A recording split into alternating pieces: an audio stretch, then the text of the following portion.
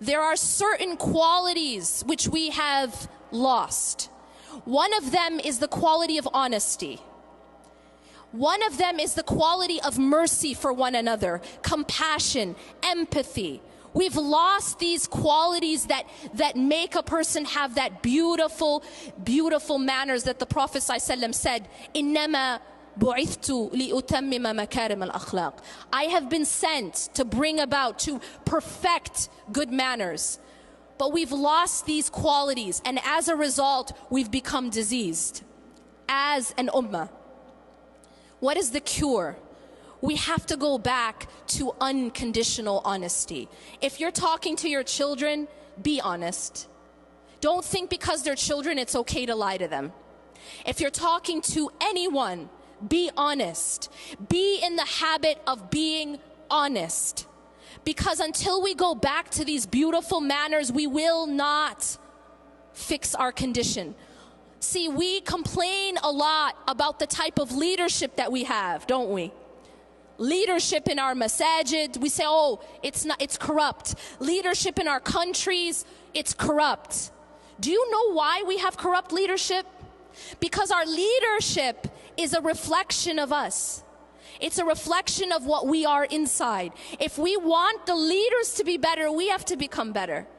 We have to become honest if we want our leaders to be honest, because they are a reflection of who we are inside. Changing ourselves. Inna Allah la yughayyiru ma biqawmin hatta yughayyiru ma bi anfusihim. Indeed, Allah does not change the condition of a people until they change what's inside themselves. If you want just leaders, be just in your own families.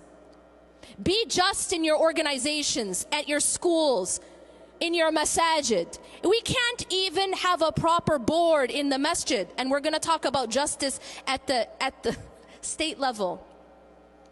We have to start to change ourselves, going back to that beautiful character, to stop being harsh, to stop having a hard heart. You know, one of the problems we have is we think that when you become religious, it means you have to be really mean, right? You have to be harsh. Sometimes people, as they become more and more religious, they become more and more harsh with their families. All of a sudden, everything is haram, and now they've actually become more hardened. That's not what it means to be religious. The Prophet ﷺ was the softest of people. He had the softest of hearts, and he said, خَيْرُكُمْ خَيْرُكُمْ لِأَهْلِهِ. The best of you are the best to their families. It's not that the best of you are the best to those in the masjid or the most polite to the people at the cash register, but the best to your families. That's actually the litmus test of your righteousness. How do you treat your family when you get home? That is the litmus test put down by the Prophet ﷺ. We have to go back to good character. إِنَّمَا بُعِثْتُ لِأُتَمِّمَ مَكَارِمَ الْأَخْلَاقِ. I have been sent to beautify, to perfect beautiful manners and character. We have to go back to mercy between one another, compassion, empathy. لا يؤمن أحدكم حتى يحب لأخيه ما يحب لنفسه. That none of you truly believe until they love for others what they love for themselves. We have to be a people who care about one another. We cannot have this nafsi attitude. And if we do, it's a sign that there's a disease internally. Finally, one of the diseases that is plaguing us as a community, both individually as well as collectively, is the disease of despair. I believe that we have fallen into despair. Many of us feel as those who came before us felt. اعلموا that Allah subhanahu wa ta'ala actually asks us rather, أم حسبتم أن تدخلوا الجنة ولما يأتكم مثل الذين خلوا من قبلكم.